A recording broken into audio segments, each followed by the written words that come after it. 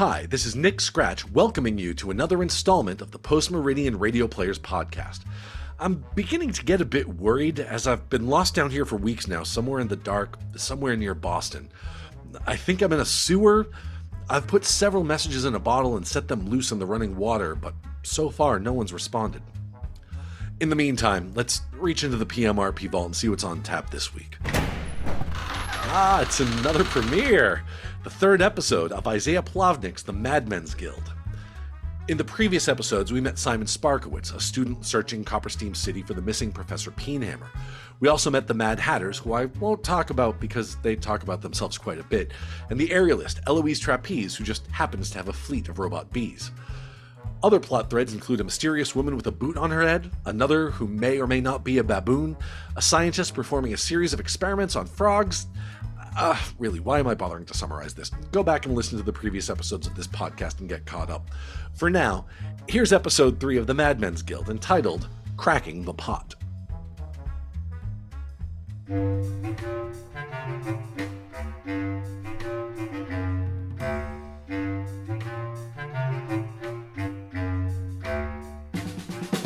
The Madman's Guild presents I've Got No Spoon by Isaiah Plavnik.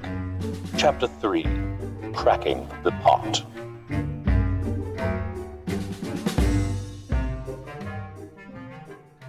Welcome back. Come in, have a seat. For pity's sake, leave your shoes on. Remember last time when Simon Sparkowitz sent that citywide wireless broadcast from Tesla Cliff Station appealing for the whereabouts of his missing mentor, and then Eloise turned up looking for whatever was bothering her bees? And then Simon got in trouble with his boss who put him on aerial duty, but then he met a street urchin named Penny Pepper Sass who said she had seen Professor Peenhammer and told him to look for her at the Madmen's Guild. Well, Runcible Street is notoriously difficult to find.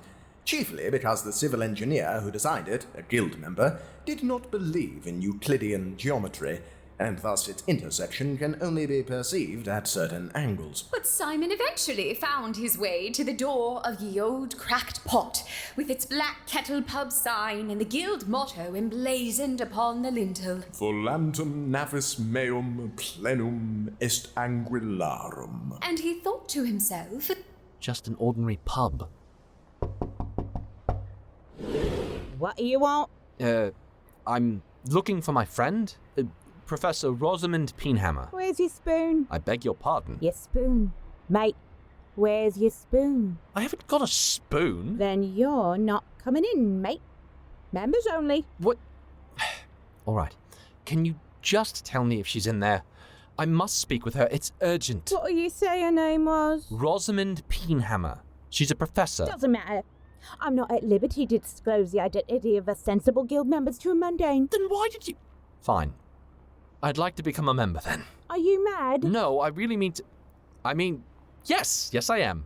Are you now? Yeah. A likely story. No, honestly, boil me spuds, the sky is falling. Oi! Don't you come here with that rubbish, Sonny Jim. We don't want no bloody amleters round here. Bugger off. No, wait. Come back here. Open this door. Open this door, do you hear? Professor! Oi, Sparky! Fancy seeing you here. Jack? What are you doing here? Oh, just finished up a job. Why are you trying to get into the Madmen's Guild? How do you know... You know about... Did everyone know about this place but me? You mean all sorts of my line of work? Not sure they'd take you though, mate. You're a bit too sensible for that crowd. I don't want to join, Jack. The professor's in there and I don't think she's herself. Oh? Who do you suppose she is then? I'm not sure, but I know she doesn't belong and there... Damn it, there must be another way in. Here, I might know a bloke who can help you out. Real nice chap. Heavy tipper. Who? Cheerio, Vera. Sorry about the carpet. Well, fancy that. Here he is now. Come on, I'll introduce you. What on earth is he wearing? Those pistons on his legs. That's what he had me polishing. Steam-powered trousers, they are. Why do his trousers need to be powered? Mr. Quirkwright, hello. Oh, Mr. Waxblot, splendid job on the Quirk Walkers, my boy. Not a smudge to be found. Absolutely superb. Oh, thank you, sir. Always happy to be of service. You're one of my best customers, you are. I wonder if I may introduce you to an old friend of mine, Mr. Simon Sparkowitz. Pleased to meet you, sir. Cracketus Quirkwright, Inventrix Eccentrix, Coppersteam Madmen's Guild. How do you do? I like your trousers. Why, thank you, dear boy. They really do take the weight off one's legs, what? Do they? Simon here is interested in learning all about your guild, and I said you were just the teacher. Really? Thinking of joining, are you? Not precisely, but there are many things that I would like to learn. I'd be greatly appreciative of anything you might be able to tell me. Well, I'd be delighted to help you, dear boy, but I'm afraid I'm off to have my supper at the moment. Then perhaps you would allow me to buy you a drink, Mr. Quirkwright. And so the inquisitive lad and his mate led their new eccentric friend off in search of a suitable pub, altogether oblivious to the pair of pairs of goggles watching them from the window of the Nonsuch Lounge. Does that young chap look familiar to us? Not just yet, but I'll wager he will do. The Lost Meringue? You're on. The Kraken's Arms is largely considered to be an aeronaut's pub, but the unsurpassed quality of the lager served therein is such that it is frequented by everyone with good taste in liquor. Cracketus Quirkwright, however, does not have good taste in liquor, so he ordered white wine.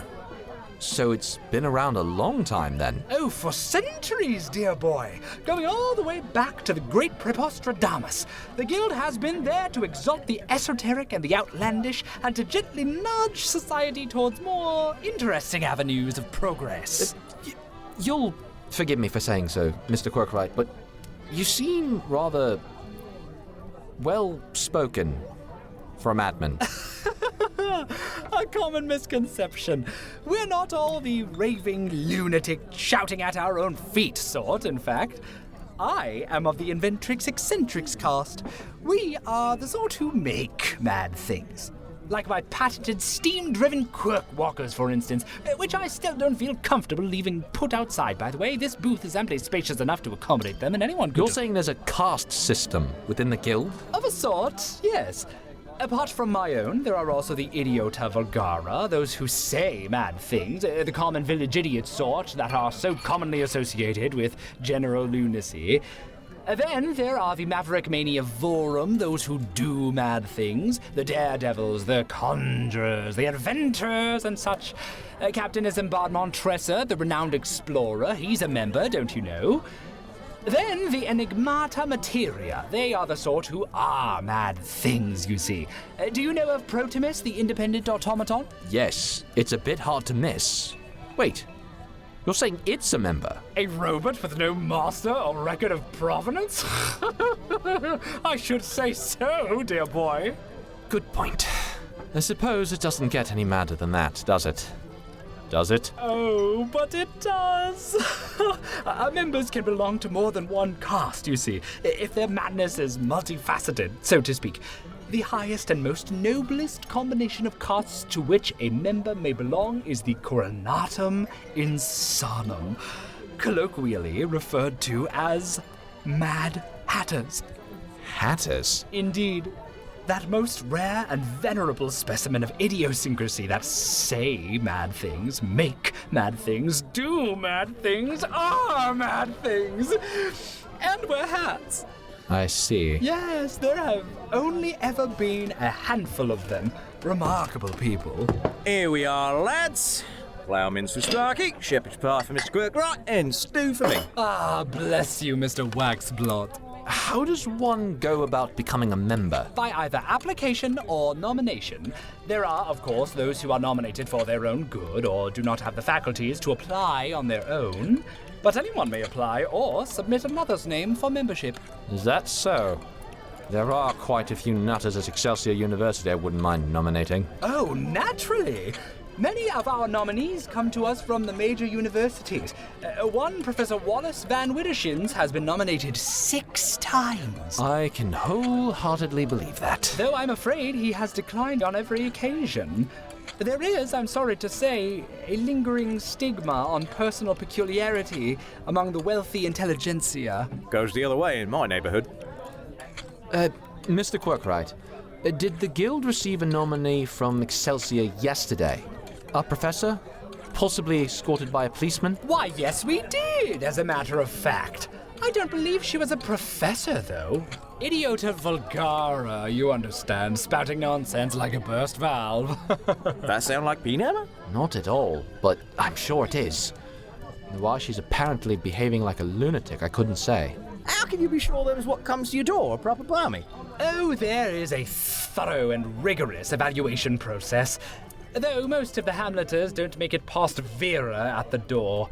We get an awful lot of hooligans putting on antic dispositions just because they're curious about what goes on inside. But Vera has an eye for frauds. 2 of them, in fact. And if they pass the evaluation? Then they are assigned a cast, presented with a spoon, and given full access to the guild hall. A spoon? A runcible spoon. With a flourish, Cracketus withdrew the fabled utensil from his waistcoat pocket.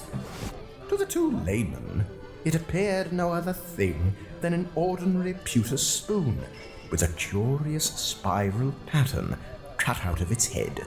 Standard issue to every guild-certified madman. But what's it for? Ah, Mr. Waxblot, may I borrow your bowl of stew? Yeah, go on then. Thank you. Observe. Blimey, he's not spilling a drop! But the spoon's full of gaps. How's that possible? Guild secret, dear boy. Ooh, this is tasty. I should have ordered this. Is there bread? That's a clever trick, it is. Mr. Quirkwright, how would one go about gaining admittance to the guild hall if they weren't a member? Oh, but they wouldn't. Non-members are strictly prohibited from entering the hall without a special dispensation from a senior madman. Are you a senior madman? Oh, good ethers. No, I'm just an inventrix. Only a Mad Hatter can admit a non-member. I see. The hall.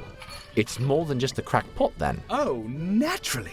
Naturally, the pot is only the lobby, you see. The hall itself is tremendously extensive. I'd insist on a map if the silly place didn't rearrange itself every fortnight. But the only way in is through the cracked pot. How does one enter the hall from the pub? Is there a doorway, a corridor, a staircase? Something tells me it's not so simple. Oh, no. That's proprietary guild information. I couldn't possibly tell you all that. 6 drinks later. Oh, yeah. I probably shouldn't have told you all that. Well, Jack, what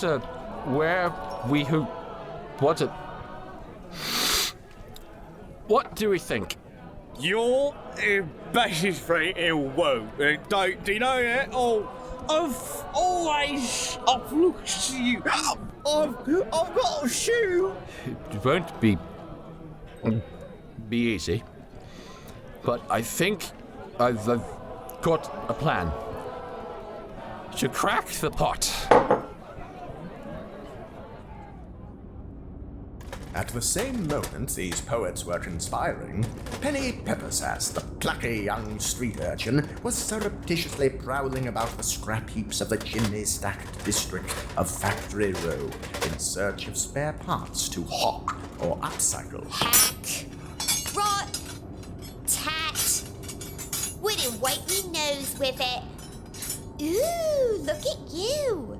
A fully intact triple-gauge red brass beveled split runion with popping couplet and 2 flanged grollings, and in good nick too. Into the sack you go, you beauty. You're coming in with me. Oi, who's there? I weren't nicking nothing you lot didn't already toss. I ain't doing no harm to no... Ooh! Lucky Penny was startled to find not a snooping factory worker lurking around the corner, but the 12-ton, 18-foot burnished bronze boilerplate carapace of Protemus, the independent automaton, standing stock still like a steam-driven statue. Hello there, mate. What are you doing round here, eh? You looking for spare parts too? Maybe need some work done, do ya? Looking for a mechanic like? Or just passing through for a visit? Was your mum built on the assembly here or something? Oi! Oi! I was only joking! Steady! Steady on now! Leave me alone! I ain't done nothing! Taking to her heels, Penny scampered down the row, trying as she could to be heard above the clamorous factory engines. Help! Help! The butt bucket's lost its screws! She was not. With the mighty mechanolith's hydraulic footfalls closing in fast behind her, she shot like a dart across the truss bridge over the River Brunel, thinking the robot would have to slow down to duck beneath the overhead struts.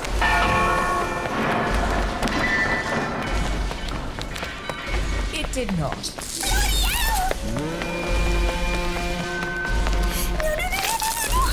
Bollocks! I didn't! Bugger off, you rattle trap! I ain't done nothing to no one! Go away! Do you hear me?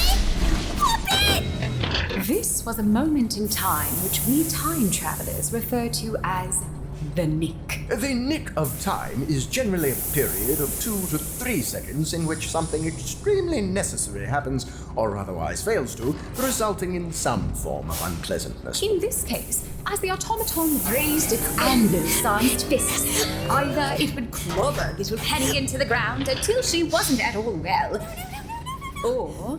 Put your arms up! Eh? What? It's all right. I've got you. Bloomin' heck, I'm flying! Oi! You're that wee lady! Hello. Bend your knees now. I'm going to set you down on this rooftop. Thanks for that. Blimey, what's gotten into that rust heap?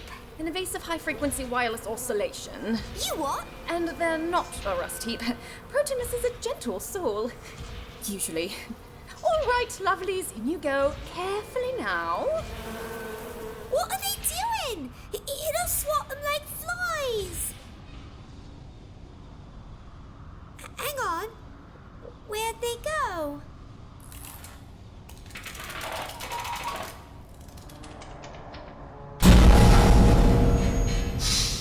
Cool. What happened? My abysoids uncoupled Protemus's gearbox from the analog. Here, take my hand. Let's go have a look.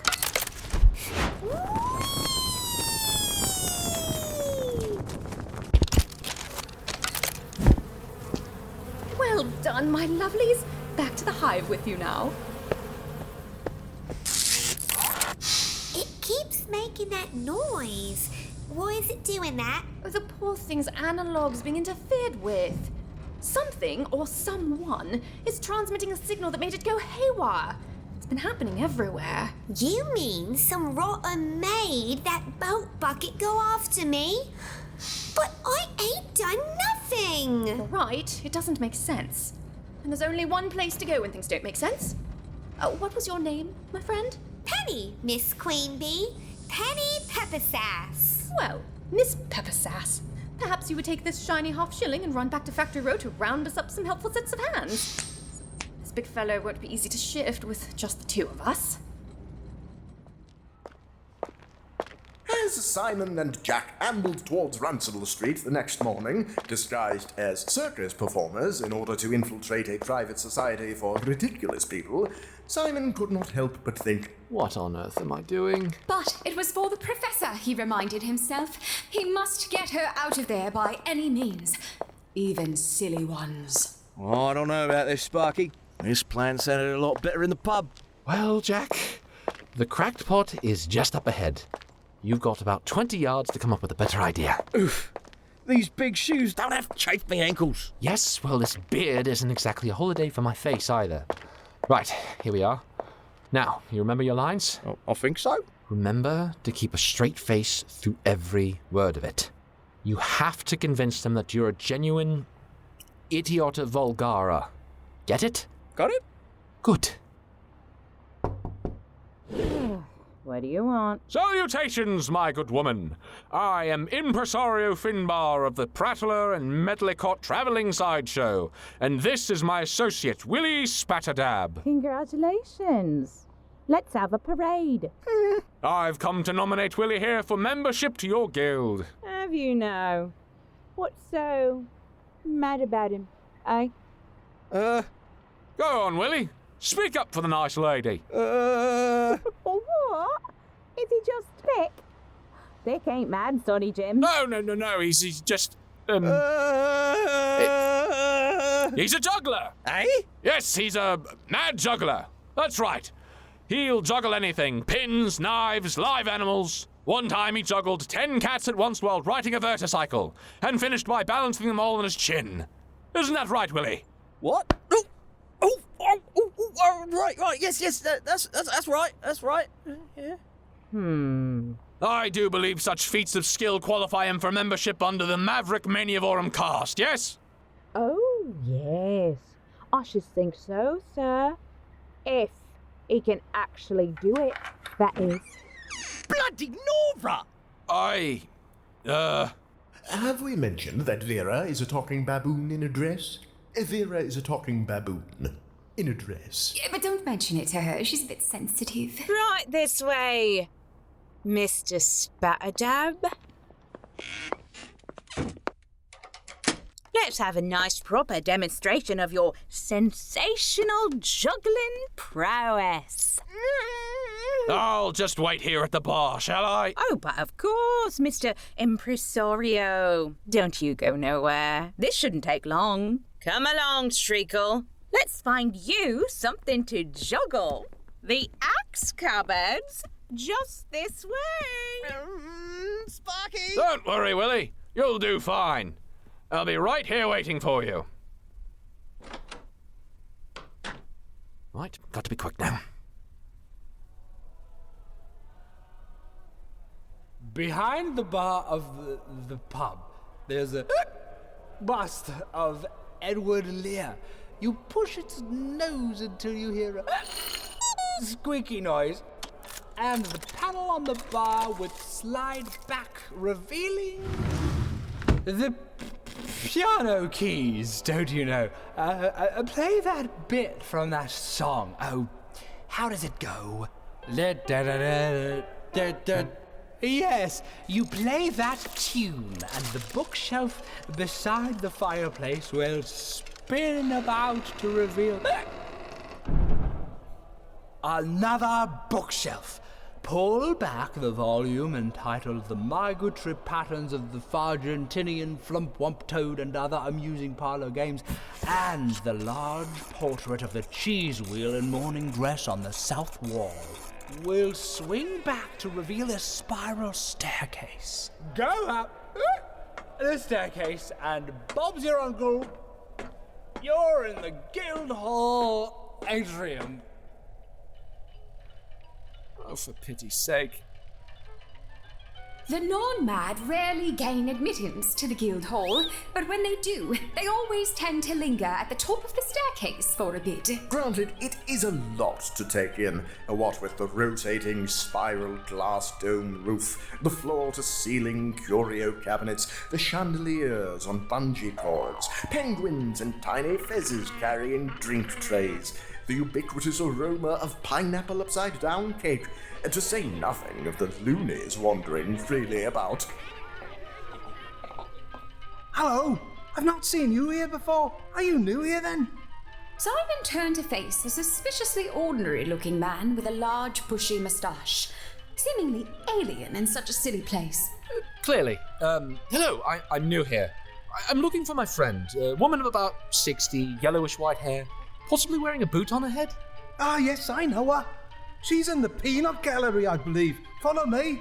To Simon's initial astonishment and subsequent resignation upon remembering where he was, the man's moustache lifted off of his face and began to flit away, flapping like a butterfly across the atrium, leaving the bare-faced man looking slightly dazed behind it, as if he had just woken up. Confound it, Nigel, that's not funny!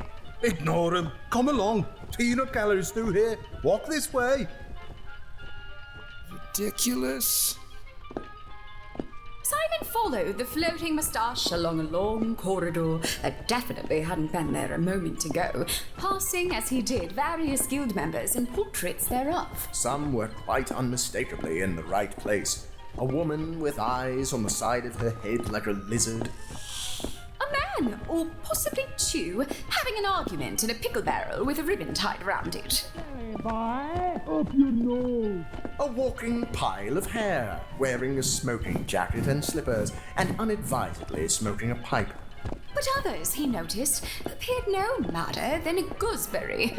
Perhaps their clothing was slightly flamboyant, perhaps their eyes were slightly frenetic, but nothing to suggest they were touched in the head. Nothing about this place made sense, and whilst he was aware that was largely the point, it still annoyed him. And he had only been there 5 minutes. This corridor goes on a bit, doesn't it? Yes, it's usually just a short walk, but I think it's in a mood today. Here we are. Thank you. Oh, don't mention it. Welcome to the family. Simon entered a large white-walled room, exhibiting a variety of peanut specimens mounted in oversized, ornate shadow boxes. And there, in the corner, industriously licking the case of an unshelled triple nut specimen, was... Professor! The lid's come loose on the Limehouse. Thank the stars I found you. Come on, we have to get you out of here. Weren't you the costermonger who ate the exploding weasel paste? Professor, it's me, Simon. Simon Sparkowitz from the university, don't you remember? Simon! Oh, it's going to take more than sawdust to shift that stern, your eminence. No, look at me. It's Simon. You know me. I'm your assistant. I'm your pupil. You're a professor of electrical engineering, a brilliant inventor. My word, what's happened to you? 3 ducats, that's my final offer. It'll only fall apart once it's peeled. Listen to me. We have to leave right now. Come on. Burlap? What? This hallway was dead straight a moment ago. This way. Both sides must be tried before the paste is applied. Come on, we can't hang about. I left Jack juggling axes, and he can only buy us so much time before he...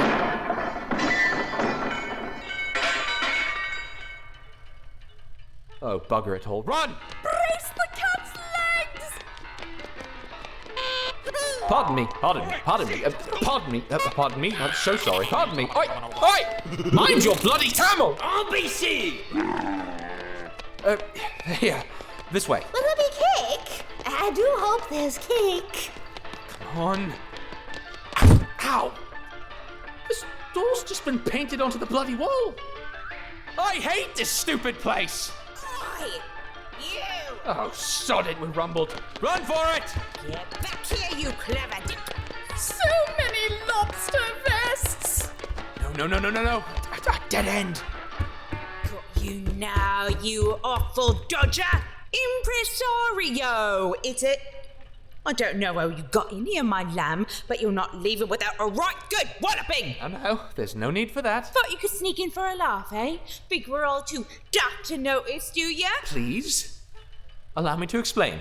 There's been a misunderstanding. Just put down the trout. Ooh, I'll put it down, all right? This is where we come in. Oh, that's right. Now, Vera, let's not be so hasty. There'll be plenty of time for that later. Ah!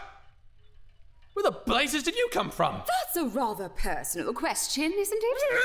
But he snuck in! Him and his golly wobble Hamlet mate! The cheek of it! The shit cheek! Indeed. What sort of person would ever be so mad as to break into the madhouse? Please. My name is Simon. Sparkowitz, I apologize for the ruse. I'm not a thief or a spy. I only came here for my friend. Is that so? And where do you think you're going with Auntie Pym? What? No, that's not her. I don't know who you think she is. But her name is Rosamund Peenhammer. She's a professor at Excelsior University, not a mad person. Century finger and prawn. Indeed. Are you an expert in madness? We could certainly do with your insight around here, my lad. We had her pegged as a stark raving loony in light of her raving starkly, much in the manner that a loony does. To say nothing of her dress sense. And fondness for hiding pigeons in her coat. Whatever were we thinking? Look, she's just overworked. That's all. She needs rest in familiar surroundings. She's not meant to be here in this glorified sanitarium. Glorified sanitarium? Why, you gormless, mundane billock! You come in here playing the ringmaster with your gaudy waistcoat and panto beard, and you got the all-fine shake. Easy does it, Vera. My ducky, obscured though it may be from your agitated perception, the only person not meant to be here is you. I'm not leaving without her. Why, dear lad, do you imagine she's being kept here against her will? She's free to go whenever it pleases her, though I suppose she finds this glorified sanitarium preferable to living in a shrubbery. Though one shouldn't knock what one hasn't tried. Depends on the shrubbery. She has a home. She ought to be there recuperating. From what, pray tell? Fatigue, hysteria, melancholia, delirium, a bit of an underdone potato, whatever it is that's causing this. I know this woman, and I tell you, she's not mad. Bargain for civil nookheb. Perhaps she is. Perhaps she isn't. But you must concede she is not as she was. And if you'd like to understand why, then you certainly wouldn't mind popping down to the alchemy lab for a look at the results of her examination. Unless you'd rather leave with her, like that, and see how she gets on in society. I'm not having you brainwash me or anything. Oh, goodness, no. We don't wash brains here. We haven't the soap for it. Nor the brushes. No. Just a brief jaunt to the lab. There's something you really ought to see. This isn't a trick. Cross our hats. Professor Peenhammer doesn't leave my side. Hang on a minute. I'm not having some mundane amateur traipsing around the hall after fibbing to get in. It's all right, Vera.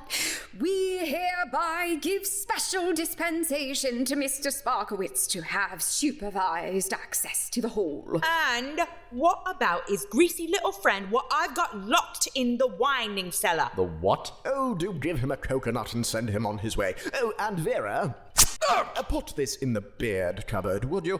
File under Wombat. Righto. I'm watching you, sweetheart. So, you're both Mad Hatters then? Ada Wellsburn. And Edward von Arkham. Charmed, your I'm sure. service. Did you say... I'm sorry, I thought we were going to say thought you same were going thing. to say- No, did it's you fine. already- We've right, got... right. Yes. Okay, Sorry, I assumed you would. Never mind. And that... Vera. She's, Enigmata Materia. Unfortunate story, really. A clerical error by a vivisectionist's clerk. But still as sharp as she ever was when she was human. I'm sure. Well, this alchemy lab then. Ah, yes, don't let's dilly-dally. Would you mind giving a good firm tug on that wall sconce, my ducky? Oh, do let me guess. There's some sort of secret passage.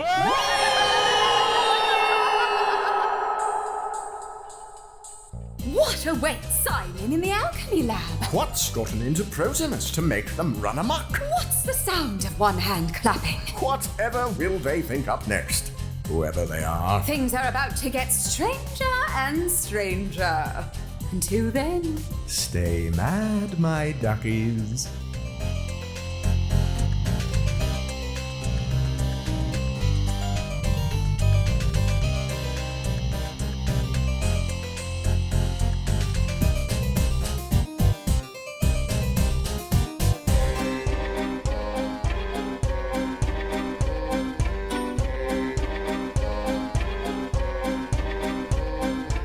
That chapter of I've Got No Spoon featured Isaiah Plotnick as Von Arkham, Ashley Ristine as Wells Verne, Peter Wallace as Simon Sparkowitz, and Carrie Keebaugh as Eloise Trapeze, with Ariel Kaplan as Vera, Lily Dean de la Quercha as Jack Waxblot, Andy LeBlanc as Cracketus Quirkrat, Elizabeth Ross as Auntie Pym, Eric Chung as Nigel the Moustache, Rebecca Green as Penny Peppersaps, and additional voices by Aaron Stoliker and Justice Perry.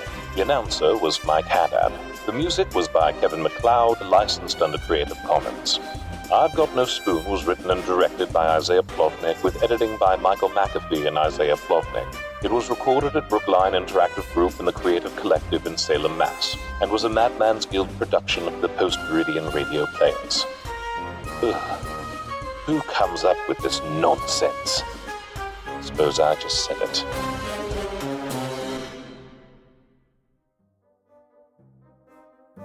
Thanks for joining me for this episode. In 2 weeks, we'll be bringing you episode 4 of the Madmen's Guild, entitled A Bird on the Head is Worth More Than a Boot. If you like what you hear, you can check out more about the PMRP at their website, pmrp.org, or their new Bandcamp store, pmrp.bandcamp.com. This is Nick Scratch signing off, and I hope to see you around the dial.